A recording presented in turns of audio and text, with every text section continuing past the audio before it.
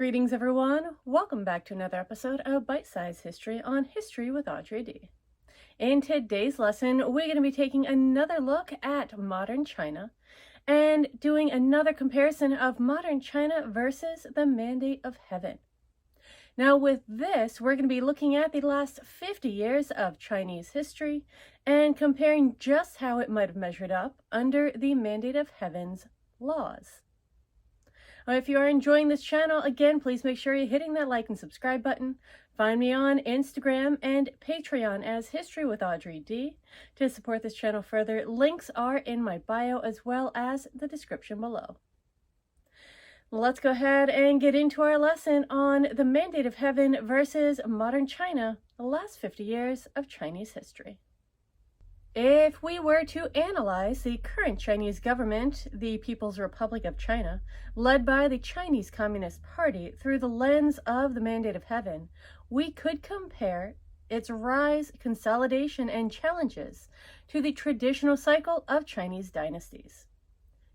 The Mandate of Heaven, a concept dating back to the Zhou Dynasty, held that a ruler's legitimacy depended on their ability to maintain order, prosperity, and moral governance. When a dynasty became corrupt or ineffective, it was believed to lose the mandate, leading to rebellion and the rise of a new ruling power. Our first chunk of time that we are going to be looking at is 1949 to 1976. During this period of time, we had the fall of one governmental entity and the rise of a new one. We also see a number of rises to power and a consolidation of China. The Communist Party's victory in 1949 could be seen as overthrowing a corrupt and failing dynasty.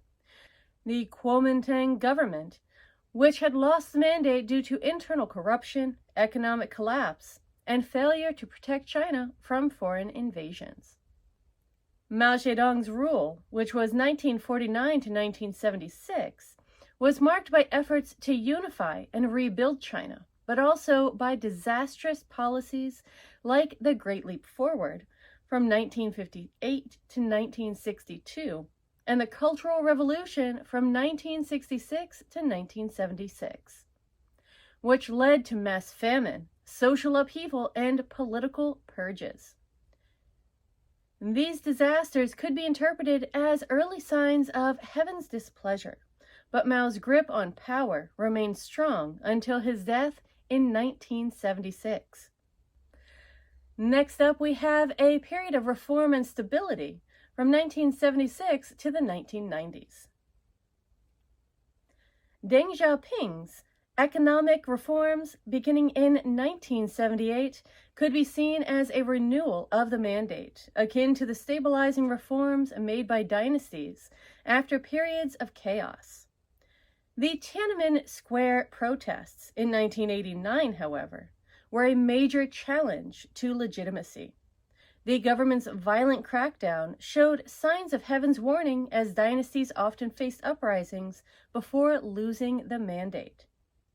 Next up is economic growth and legitimacy, starting in the 1990s and going through the 2010s. China's rapid economic expansion and improved living standards in the 1990s and 2000s strengthened the perception that the Communist Party still held the mandate. However, growing wealth inequality, corruption, and censorship resemble the late stages of many dynasties, where the ruling class becomes detached from the people. And finally, we also see some signs of possible decline in the 2020s.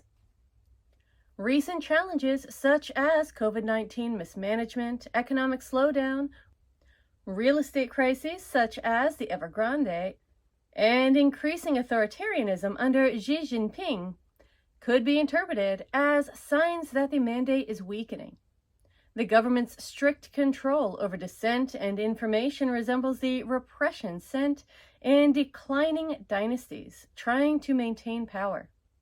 However, modern technology and surveillance give the Communist Party unprecedented tools to prevent rebellion, unlike past dynasties.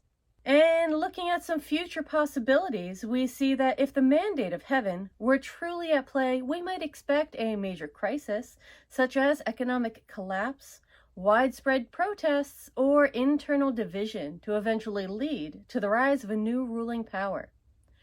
However, the Communist Party has proven highly adaptable, and whether it will maintain control or face a dynastic collapse remains uncertain. In summary, if we applied the mandate of heaven framework, we might say that the Communist Party gained the mandate in 1949, faced early turbulence, renewed itself under Deng Xiaoping, and is now showing signs of strain that could foreshadow decline. But whether or not this cycle continues depends upon whether China navigates these current challenges. And that wraps it up for today's lesson on the last 50 years of Chinese history versus the mandate of heaven. Now, I hope you enjoyed this lesson, and if you did, please make sure you hit that like and subscribe button. Find me on Instagram and Patreon as History with Audrey D, and you can support this channel more by becoming a Patreon member. The links are in my bio as well as the description below. Thank you so much for watching, everyone. I will see you in our next lesson.